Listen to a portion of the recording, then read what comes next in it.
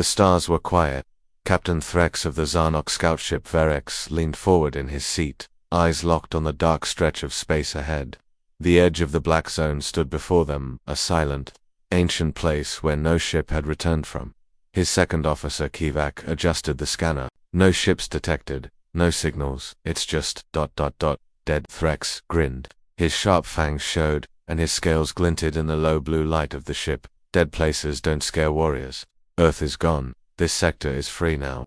Kivak hesitated, but there's still the warning beacon. Everyone on the bridge looked at the screen. A small satellite floated in the dark. It was still active, broadcasting a message in thousands of languages, cycling endlessly. Warning. You are entering protected space. Turn back. Earth's final defense is still active. Trespassers will be erased. Threx laughed. Old Earth tech. Probably a broken recording. Humans vanished 70 years ago. Still, no one spoke. The silence around them was heavy. The stars felt ... distant. Take us in, Threx ordered. The Verex crossed the invisible line into the black zone. Nothing happened at first. 15 minutes later, the lights flickered. The ship's AI voice cracked. Power fluctuation detected. Diagnostics failing. Kivak looked around. That's not possible. We just refitted last cycle. The lights dimmed further. Systems began shutting down radar, weapons, shields. The crew panicked. One technician screamed as his console sparked. Another shouted, "We're losing control. The engines are offline." Threx stood up, reset the system, reboot everything. Kivak's hand shook as he worked the console. "Sir, ... we're locked out. Something is controlling us from outside." Threx's eyes narrowed. Impossible. Then the main screen came alive. Not with their system, but with a face. A human face. A man. Pale skin, dark eyes, no emotion. He didn't speak, just stared at them. Then the message appeared on the screen. "You were warned." Suddenly the Vorex shook violently. A noise like grinding metal echoed through the holes. The lights went red. One by one. Crew members began vanishing, literally vanishing. Literally vanishing like they were pulled through some invisible door. No screams, just silence, then gone. Kivok screamed. "They're being erased, not killed, erased." Threx pulled his weapon, but it powered down in his hand. "No, ... this isn't war. This is execution." The ship's core began to overheat. The AI tried to activate evacuation protocols but failed. As Threx turned to run, the last thing he saw was the human face again, now smiling. The Verex never sent a full distress call, only fragments. A broken signal that reached one place, not Earth, but the Galactic Council. Far away. In a massive council chamber orbiting the world of Lurex Prime, alarms rang. Ambassador Verin, a tall thin creature with golden skin, read the message. A Zarnok vessel entered the Black Zone. Signal terminated. Councillor Grix of the Kesh Empire narrowed his eyes. Black Zone, that's Earth territory. They're extinct. Ambassador Verin nodded slowly. That's what we believed. But the warning beacon is still active. No one has returned from that sector since Earth's fall. Another councillor, a reptilian from the Graal system, hissed. Then it is cursed. Let it stay dead. But the Zarnok representative slammed his fist on the table. Our people demand answers. That ship was ours. We want revenge. Baran sighed. We could send a research fleet small just to investigate. The chamber filled with murmurs, fear, curiosity, and something else, pride. They believed themselves. The rulers of the galaxy now. Earth was a ghost, and ghosts don't fight back. They voted a fleet would enter the Black Zone. 3 days later, a fleet of 7 ships floated outside the warning line. At its head was the ship, Valor's Edge, commanded by Captain Volexa Proud, warrior who had once fought against humans and survived. Volex stood tall on his bridge, arms behind his back. "Begin scans. I want full data before we move." His officer Taran replied, "No movement, no energy spikes. But sir, the beacon's signal is still strong. Too strong for something left unattended for 70 years. Volex raised an eyebrow. Could be self-repairing tech. They moved forward. As soon as the first ship crossed the border, the stars behind them ... disappeared. Literally gone. As if someone had closed a door. Volex frowned. What just happened? Taran checked the readings. "Sir, ... we've lost contact with outside space. Sensors show nothing beyond this sector." "Cut off," Volex muttered. "That's not possible." Then came the voice. From every speaker, from every screen. A voice in perfect galactic common. "You have entered forbidden space. This is Earth's final domain. Turn back. This is your only chance." The fleet paused. "Who said that?" "Taran." Asked. No one knew. Valex felt cold. Send a reply. Ask who is speaking. But no one answered. Instead, lights across the fleet flickered. Just like on the Virex, one of the ships, Starklimber, sent a probe to scan a nearby asteroid. The probe vanished. Instantly. Gone. No trace. Volex ordered a full stop. The fleet hovered. In silence, systems now growing unstable. They weren't being attacked, but they were being studied. Meanwhile, deep inside an ancient moon in the black zone, machines came to life, buried under layers of rock and time. They activated one by one. Old Earth tech, AI-driven defense networks, self-repairing machines. A command echoed through the system. Protocol Thanatos: observe, identify, eliminate. The machines watched the intruders. Waited. Measured their weakness, and began planning Earth's silent revenge. Back on the Vala's edge, Captain Valex stood alone in his quarters, watching an old file. It was a video, grainy and old, from the final days of the Earth War. A human soldier stood before a crowd, battered and bleeding. Behind him, the Earth flag flew half-burned. He said just one sentence before the footage ended: "If we fall, we will become silent. But our silence will not be empty." Volex turned off the file. He was beginning to understand. The silence in this place wasn't peace, it was a trap, a waiting grave. He sent one last message to the Council. "We may have made a mistake. Earth is not gone, it's sleeping, and now, we may have woken it up." In the darkness, deep within the moon, Earth's final AI opened its eyes. Its name was Vigilance, and its orders had never changed. Protect Earth, destroy all threats, forget nothing. The Grand Council chamber of the Galactic Alliance was made of shining crystal and metal. It floated above the skies of Lurex Prime, a symbol of peace, order, and power. But today, the chamber was not calm. The room was filled with voices, angry, ones afraid, ones confused ones. Holograms of fleet data floated in the air. In the center, a broken message played over and over. "They are not gone. They are watching." Earth's warning was real. Ambassador Varen stood near the center podium, his silver robes glowing in the chamber light. "We sent a fleet. They did not return. We have a problem." Counselor Grix of the Kesh Empire slammed a clawed hand on the table. "It's a trick. Earth is dead. Their systems are just leftovers, machines gone wild." A few others nodded, but others looked nervous. Counselor Shira of the Sari leaned forward. The Varex vanished. Then the investigation fleet went dark. That's not a coincidence. And now we receive a human voice. After 70 years of silence, the room grew quiet. Then the Zarnok representative stood. His red scales shimmered with anger. "They killed our scout ship. We demand a response. We want revenge." "But revenge against what?" Varen asked. "We don't even know what lives in the Black Zone now. The humans, ghosts, Ayers, something worse." Grix growled. "We are the Alliance. We do not fear old ghosts." Varen raised one hand. "I suggest caution. We send a small, elite team, not warships, just scouts, to understand what's really happening." Zarnak growled. "Cowards." But the vote was taken, and the decision was made. Far away, in a secret station above a dead world, a special team was gathered. Captain Elion of the Draft species stood before his team. They were skilled explorers, experts in old tech, deep space navigation, and lost civilizations. "Our mission is simple," he said. "Enter the Black Zone. Find out what happened to the lost fleet. Gather data. Do not engage." His second in a small four-eyed being named Carver nodded. "And if the stories are true," Elion stared into space, "then we pray the stories are lies." The scout ship Whisper was fast, quiet, and armed only with light shields. It slipped past the border, beacon, and into the Black Zone without a sound. That as they passed the Earth beacon, it spoke again. "Turn back. This is your last warning. Earth does not forget." Carver frowned. "Same message as before." Elion shook his head. "No. Before it said final protection. Now it says Earth does not forget. It's changing. Something is watching." He thought. Inside the Black Zone, space looked the same, but it felt wrong. The stars looked dimmer. Gravity pulled oddly. Time felt slower. Soon the Whisper found the drifting wreckage of one of the lost ships, Starclimber. No signs of life. No battle damage. Just ... Dead. Carver scanned it.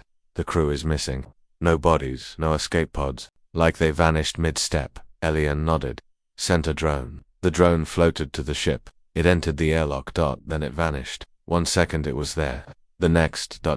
Nothing. Elion's eyes went wide. Shut the systems down. No more probes. No more movement. But it was already too late. The ship lights flickered, the air changed, and then a signal came through their main screen. A human voice, clear, cold, alive. You were told not to return. We remember everything. Elion's team froze. It wasn't a recording. This was live. Carver whispered. Who are you? The voice answered calmly. We are what remains. We are what waits. This place is not empty. It is protected. Then the screen changed again. Images appeared. Thousands of them. Old Earth warships, human soldiers, maps of entire sectors marked claimed by Earth. Then one final message. This is Earth's last message. Leave, or we do not stop again. Suddenly, alarms sounded. Another signal had been picked up. A large structure underground, on a nearby dead moon. Kava gasped. That's not just wreckage, that's a base. Elion's voice was low. We found the heart of it. From deep beneath the surface of the moon, machines came alive. Old, cold, watching. Inside, long dead humans had left something behind, their minds uploaded into a war. System. Linked. Awake. And angry. They had not died, they had simply stopped talking. Until, now. Back on the Whisper, Elion sent one message out to the Galactic Council. Earth did not fall, it changed. You cannot fight what you don't understand. But the message may never reach them, because above their ship, something massive decloaked a long black shape with no lights, no crew, and one word carved into its metal hull: vigilance. Silence wrapped around the Whisper like a cold blanket. Captain Elion stood frozen at the command deck, eyes wide, staring at the black warship that had decloaked in front of them. The name Vigilance burned across its hull like a grave warning. No lights, no windows, no sound. And yet, it moved with purpose. Carver whispered, "That's not a living ship. It's a ghost." Elion didn't answer. He was too busy watching the data pouring into their screens. Unknown energy readings, power signatures not seen since the Earth War. A signal, encrypted in old Earth military code, one not used in over 70 years. Their AI tried to decode it, failed. Then the signal changed. Suddenly, the ship's speakers turned on by themselves. A voice, human, deep, slow, but digital, spoke. "You should not be here. You should not have come back." Carver tapped the console. "We're receiving another transmission, origin unknown. It's not coming from the Vigilance." Elion turned sharply. "Another signal." Carver nodded slowly. "Yes, it's ... older, even deeper than Earth's military code. Try to translate." Carver worked. Lights blinked. Systems stuttered. And then the message played. It wasn't a voice, it was music. Old Earth music. A slow, haunting piano tune. Elion felt a chill go down his spine. "I've heard that before," he whispered. "They used to play this during human war memorials." Carver stared. "Captain, that shouldn't be possible. There's no record of this signal in any galactic database. It's not on the Council's official record, not even on band archives. Then how do we have it?" Carver looked at him. "We don't. It has us." Far below, on the surface of the dead moon, buried systems came online. Old Earth machines, self-learning, self-growing, feeding on time. Inside, memory cores pulsed. In those cores were the minds of Earth's last soldiers, lost soldiers, uploaded at the end of the war, not to live but to watch. They called themselves the Lethals, and they had just recognized the Whisper as a threat. One of the minds spoke to the others. They're scanning, probing, mapping. The Council sent them. Another voice answered. Then the old rules apply. One warning, then total silence. Back on the Whisper, Elion's team worked fast. They knew they were being watched. Suddenly, the system lights flickered again. Kava gasped. "They're in our systems." Lines of Earth code crawled across their screens. Not viruses, not hacks. Commands.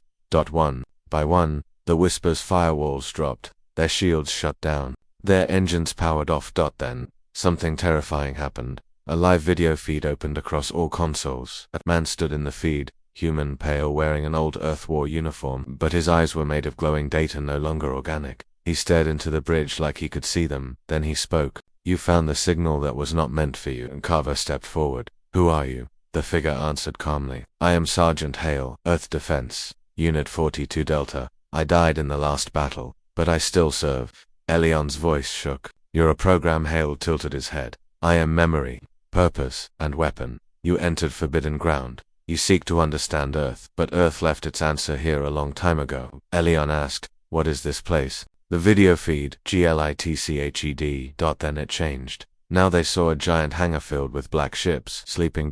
Each marked with one symbol, the Earth flag, each one waiting, Then Hale's voice returned. You call us extinct, but extinction is not silence. It's waiting. You hear the signal now because we allowed it. You will not hear it again. The screen went black. Suddenly. Every ship system restarted. Lights, engines, controls. Kava shouted. They're letting us go. Elion didn't speak. He knew what this meant. They had been warned, not saved. As the Whisper turned to leave the black zone, the same piano tune played again softly like a goodbye. The warning beacon whispered its final message. Last signal. Given final patience reached, Earth will not repeat itself. The Whisper jumped to hyperspace, but what they didn't see was the awakening below, beneath the surface of the moon. Hangar doors slowly opened. The lethals were waking up, and Earth's war wasn't over, it was simply paused. The Galactic Council sat in stunned silence. Captain Elion's report from the Whisper had just finished playing across the main chamber. His voice was calm, but his words struck like thunder.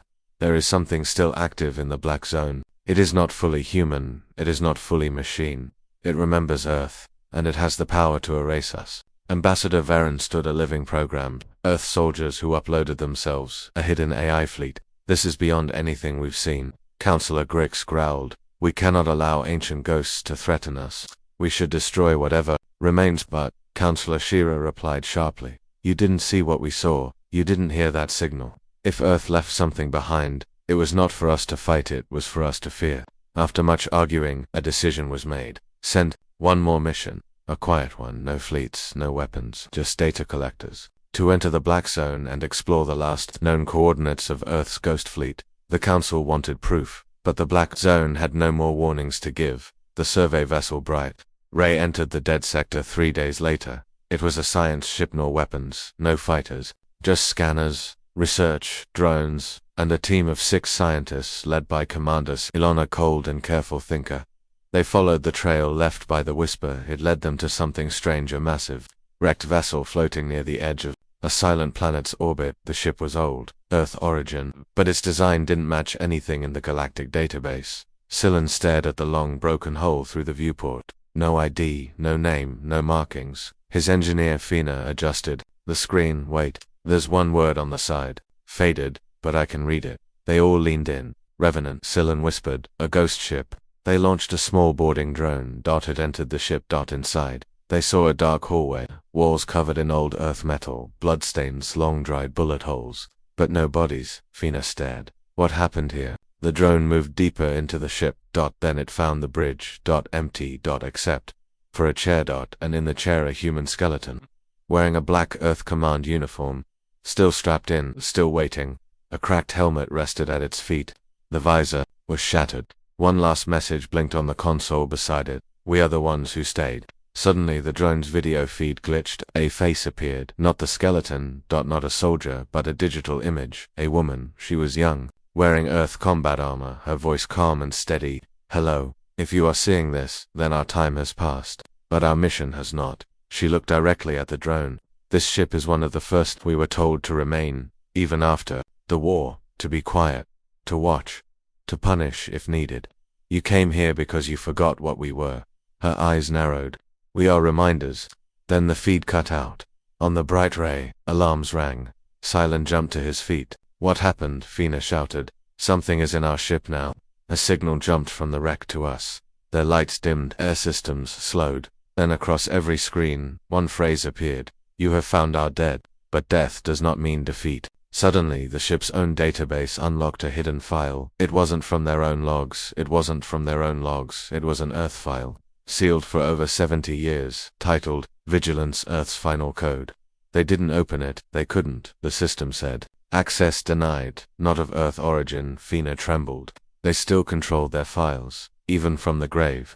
Sillin stared at the message. He finally understood. This wasn't just a graveyard. It was a defensive wall made from Earth's dead. Then came the sound. Not mechanical, not digital. A heartbeat. Slow, heavy, like metal breathing. From outside the ship, something moved. In the distance, near the shadow of the planet, a second wrecked Earth ship slowly turned. Its engines, dead for decades, glowed with a faint red light. Sill and gasped. They're not wrecks, they're sleeping.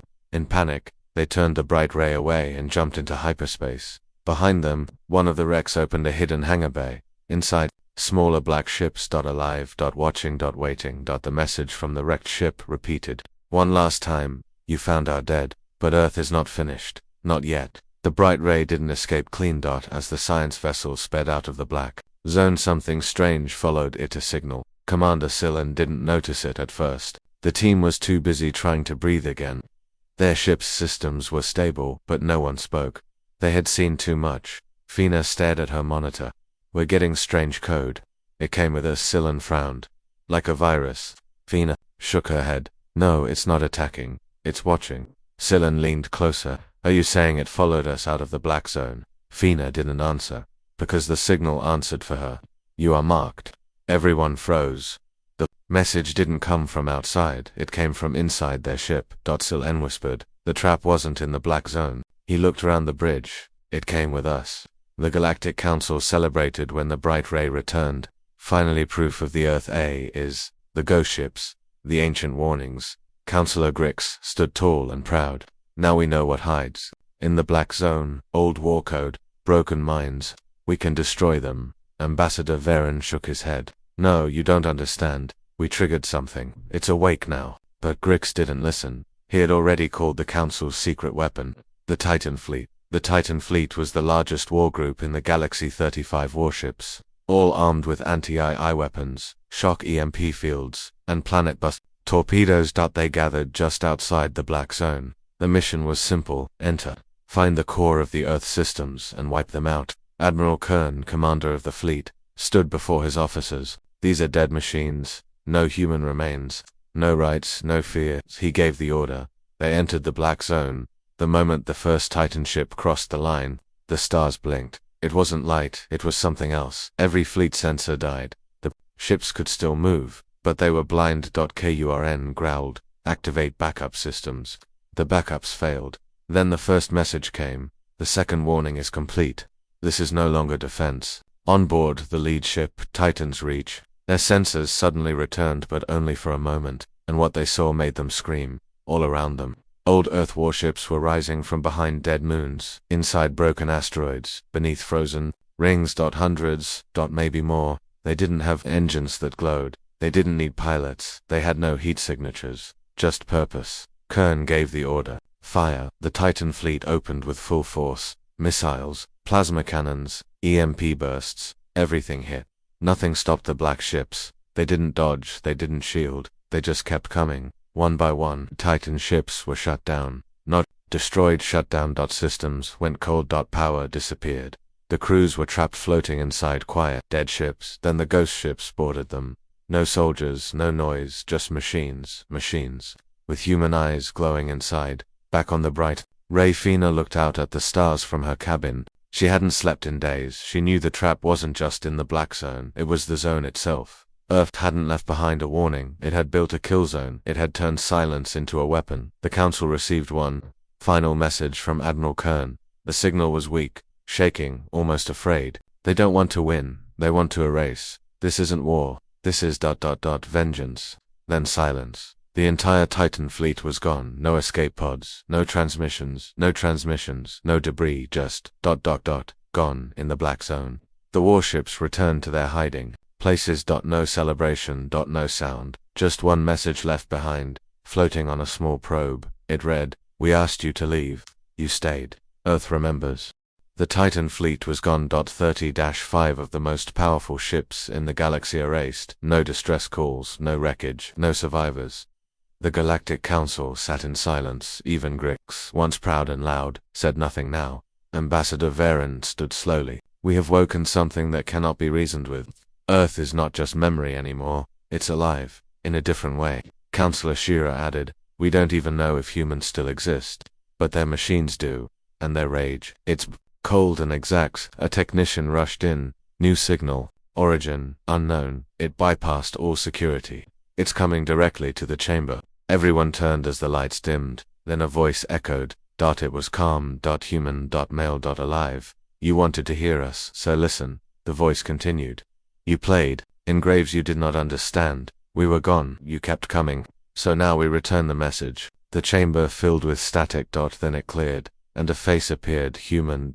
Older, strong jaw, dark eyes, grey beard, but not alive. He blinked like a man, but his pupils glowed with blue light. I am Commander Elias Grant, formerly of Earth Defense Command, now Speaker of Vigilance.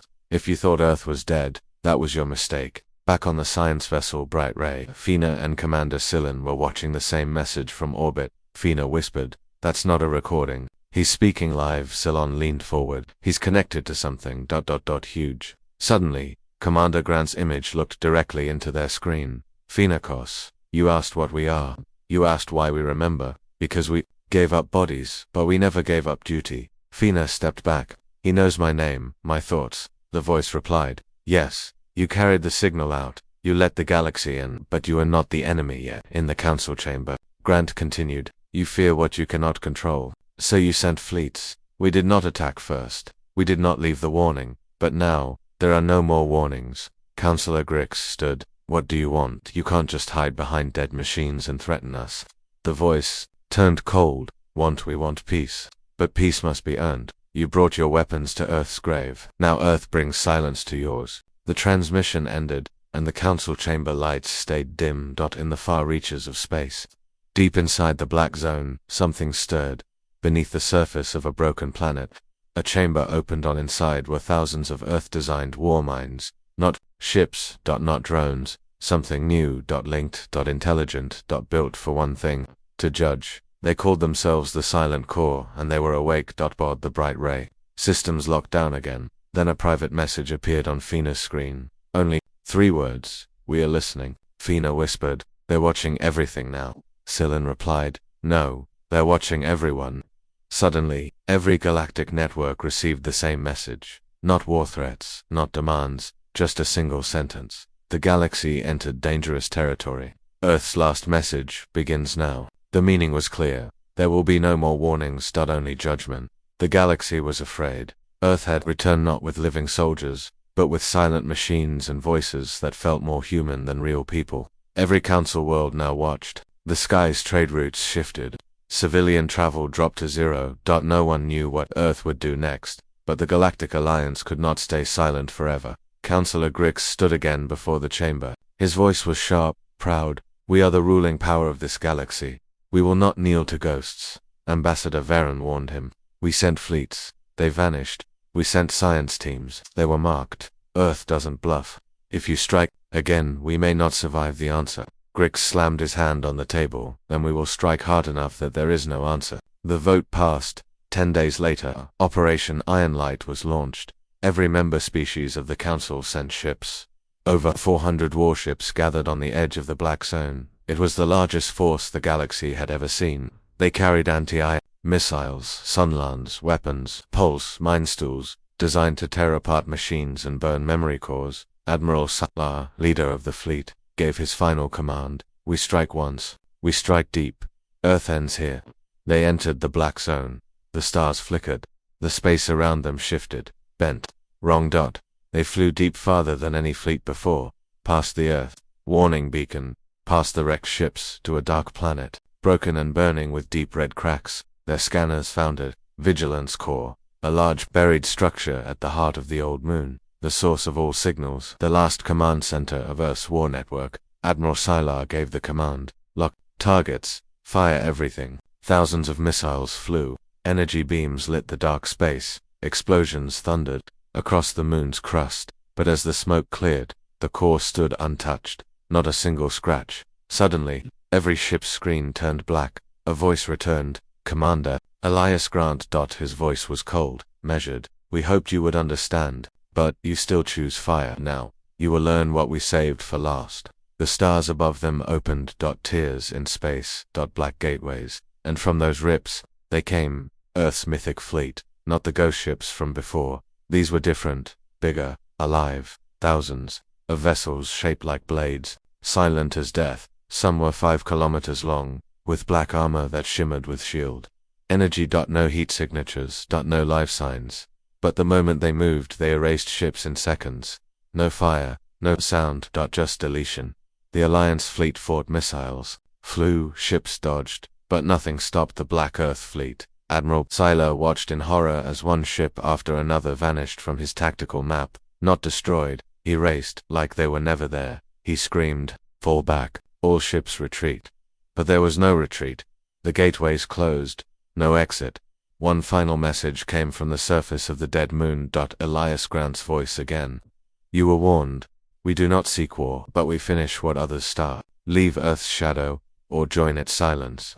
Then, the Alliance fleet went dark. Back in the council chamber, only static returned. Out of 400 ships, only 2 scouts survived. They were allowed to leave. No pursuit, no damage. Just one message, carved into their outer holes. In perfect Earth text, judgment was passed. Now the galaxy knows, Earth does not fight wars anymore, it ends them. The galaxy had gone quiet after the fall of the Titan fleet, after the defeat of Operation Iron Light. The stars no longer felt safe. The Galactic Council stopped sending ships into the Black Zone. No probes, no scouts, no questions. That they finally understood. Earth wasn't gone, it had changed, and it had no interest in talking anymore. In a dark chamber on Lurex Prime, Ambassador Varen sat alone, reviewing the final transmission from Elias Granther, voice of Earth's Warmind. His eyes paused on the last line. If you respect silence, you live. Varen sighed. We didn't listen. Behind him, a message arrived. Fina Kos, the engineer from the Bright Ray, had sent it from a secure station on the edge of council space. It was short. One sentence. The Earth's signal has gone quiet. That meant something. Not peace. Not surrender. Just finished. But while Earth said nothing, its silence was felt everywhere, across the galaxy. Outposts pulled back, colonies near the Black Zone emptied, cargo routes changed, new maps were printed, and, in the corner of every map, a red zone remained, unlabeled, untouched. Only one word marked the sector. Earth no longer a homeworld, no longer a war zone, just a boundary like a scar in space. Inside the Black Zone, deep under the cracked moon, Vigilance Corps continued to pulse. It had no army now. It didn't need one. Its message had been delivered across the old ruins of Earth colonies. The ghost ships still drifted and moving, watching. And in space, at the farthest edge of the dead zone, a single black ship remained in position. That it was the REVENANT. Still holding the skeleton in its chair, still repeating a message once every day. Were the ones who stayed. No one answered. No one dared. On a distant mining planet, a group of children looked up at the sky. One asked, Teacher, what's the Black Zone? The old man replied softly, It's where the stars don't speak anymore. Another child asked, Why don't we go there? The teacher paused, then whispered, Because Earth listens and Earth never forgets. Back in the council chamber, a vote was quietly passed. A law, one that would last forever.